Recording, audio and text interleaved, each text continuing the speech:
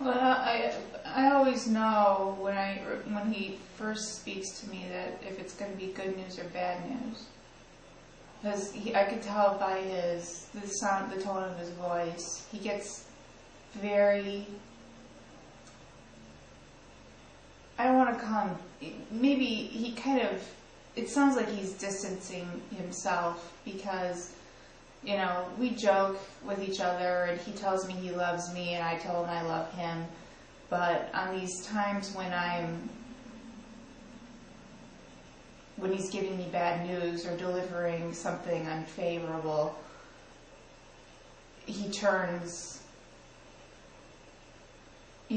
just a little more, he just becomes the doctor. And, all friendship, joking aside, he's got this job to do, and he has to deliver this bad news. So I can always tell when it's bad news coming because he gets this way. So the other day when he called, he was, talking to me, and he doesn't pull any punches, which I appreciate because I don't want anybody trying to sugarcoat my diagnosis. I want to be told what I need to be told, and I need what I need to know so I know what I'm up against.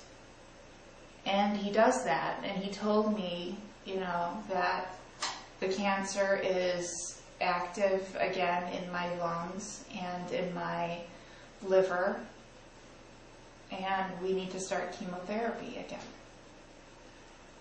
So I'm really unhappy with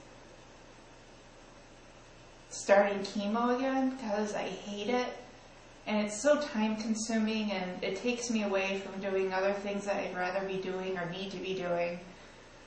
But he is going to make sure that, like the last series of chemo I had, this chemo I'm not going to lose my hair, and he's going to make it as comfortable for me as possible.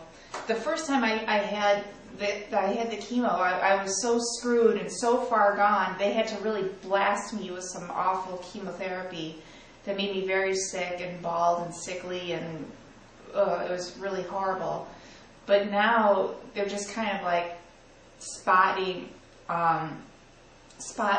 blasting me. I don't know how you call it, but they're just giving me chemotherapy that's going to be effective for the smaller part cancer that's active in my body.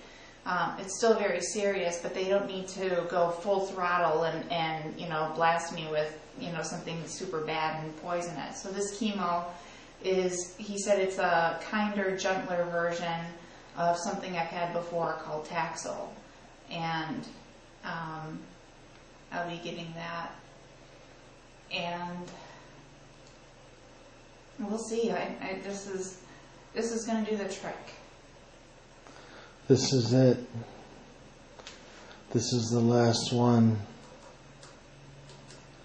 Because we can move mountains. Yes, Karen, we can move mountains. Yes. I love you more than anything. I love you too more than anything. Honestly, I love you with every fiber of my being. Though I hate to use that cliche, I love you so much. I love you too.